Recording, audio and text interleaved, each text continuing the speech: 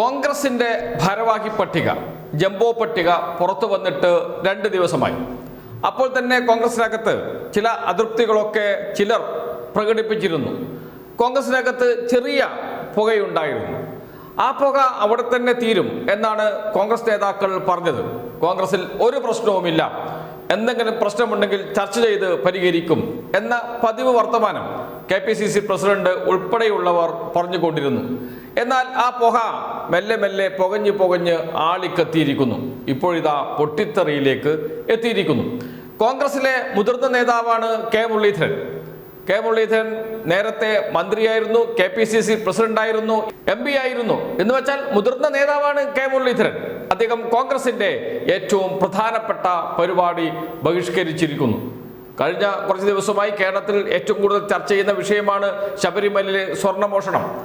ശബരിമലയിലെ സ്വർണ്ണമോഷണം ഉയർത്തിപ്പിടിച്ച് കേരളത്തിൽ വലിയ രാഷ്ട്രീയ പ്രചാരണത്തിനാണ് UDF തുടക്കമിട്ടത്. 4 മേഖലാ ജാഥകൾ സംഘടിപ്പിച്ചു. 4 മേഖലാ ജാഥകളും പന്തളത്ത് ഒന്നിച്ച് സമാപിക്കും. സമാപന ദിവസമാണ് ഇന്ന് 1-ാം തീയതി. ആ സമാപന ദിവസത്തിൽ സ്വാഭാവികമായും 4 ജാഥകൾ സംഗമിക്കുമ്പോൾ 4 ജാഥകളുടെ ക്യാപ്റ്റന്മാർ ഉണ്ടാകണം. അതാണ് ജാഥയുടെ സമാപനത്തിന്റെ ഏറ്റവും വലിയ പ്രത്യേകത.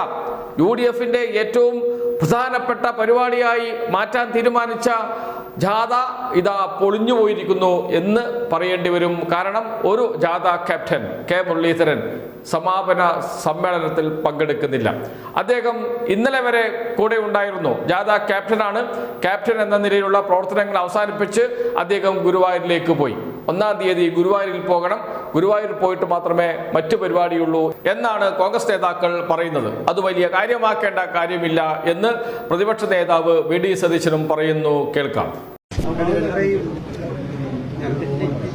പ്രധാനപ്പെട്ട ജാഥ പുരോഗമിക്കാണല്ലോ, അപ്പൊ അതിൽ പങ്കെടുക്കാതെ കെ മുരളീധരൻ അതൊന്നുമല്ല. അദ്ദേഹം ഗുരുവായൂർ 1-ാം തീയതിയായിട്ട് സന്ദർശനത്തിന് പോയതാ. ഇന്നിപ്പോ രാവിലെ ജാഥയൊന്നും ഇല്ല. പിന്നെ അദ്ദേഹം ഗുരുവായൂർ എല്ലാ 1-ാം തീയതിയും പോകുന്ന ആളാണ്. അദ്ദേഹം പോകും.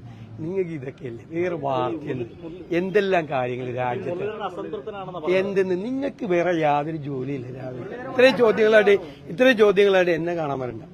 ഇത്രയും ചോദ്യം നിങ്ങൾ അതൊന്നും ഈ ചോദ്യം ഒന്നും എന്നോട് ചോദിക്കണ്ട. പക്ഷേ വലിയ കാര്യമാണ്. എന്താണ് കെ മുരളീധരന്റെ പ്രശ്നം? ജംബോ പട്ടികയിൽ കെ മുരളീധരൻ നിർദ്ദേശിച്ച ഒരേ ഒരാൾ KM ഹാരിസ്. അദ്ദേഹത്തിന്റെ പേര് ഉൾപ്പെടുത്തിയില്ല എന്ന് മാത്രമല്ല, നേരത്തെ കെ മുരളീധരനോടൊപ്പവും അതിനു മുമ്പ് K കരുണാകരനോടൊപ്പം ഉണ്ടായിരുന്ന മരിയാപുരം ശ്രീകുമാർ KPCCയുടെ ജനറൽ സെക്രട്ടറി ആയിരുന്നു. അദ്ദേഹത്തെ കെ മുരളീധരനോട് അദ്ദേഹത്തോട് പോലും ചോദിക്കാതെ ഒഴിവാക്കുകയും ചെയ്തു. കെ മുരളീധരൻ നൽകിയ ഒരേ ഒരു പേര് KM ഹാരിസിന്റെ പേര് ഉൾപ്പെടുത്തിയതുമില്ല ജനറൽ സെക്രട്ടറി സ്ഥാനത്തേക്ക്. ഇതാണ് കെ മുരളീധരനെ പ്രകോപിപ്പിച്ചത്.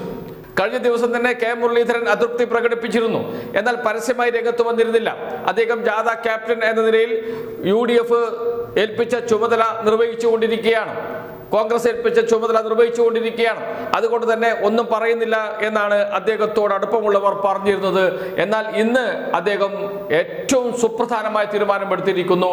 കോൺഗ്രസിന്റെ ഏറ്റവും പ്രധാനപ്പെട്ട പരിപാടി കേരളത്തിൽ അങ്ങോളം ഇങ്ങോളം ശബരിമല പ്രശ്നം ഉയർത്തി വലിയ രാഷ്ട്രീയ ക്യാമ്പയിന് തുടക്കം കുറിക്കുന്ന 4 മേഖലാ ജാഥകൾ അതിന്റെ സമാപന സമ്മേളനം ബഹിഷ്കരിക്കാൻ തീരുമാനിച്ചു. കെ മുരളീധരന് മാത്രമാണോ അതൃപ്തി? ചാണ്ടി ഉമ്മൻ അന്നു മുതൽ ഇന്നു വരെ പരസ്യമായി രംഗത്ത് വന്നുകൊണ്ടിരിക്കുന്നു. പറയേണ്ടത് മുഴുവൻ പറഞ്ഞിട്ട് പാർട്ടി തീരുമാനം അംഗീകരിക്കുന്നു എന്ന് പറയും. അബിൻ വർക്കിയെ യൂത്ത് കോൺഗ്രസിന്റെ സംസ്ഥാന അധ്യക്ഷനാക്കാത്തതിൽ കടുത്ത അതൃപ്തിയുണ്ട് എന്ന് പറഞ്ഞ ചാണ്ടി ഉമ്മൻ പക്ഷേ പാർട്ടി തീരുമാനം അംഗീകരിക്കുന്നു എന്ന് പറയും. അതോടൊപ്പം തന്നെ കോൺഗ്രസിന്റെ പ്രധാനപ്പെട്ട നേതാവ് ശിവദാസൻ നായരെ സംസ്ഥാന വൈസ് പ്രസിഡന്റ് എങ്കിലും ആക്കണമായിരുന്നു എന്ന് പറയും.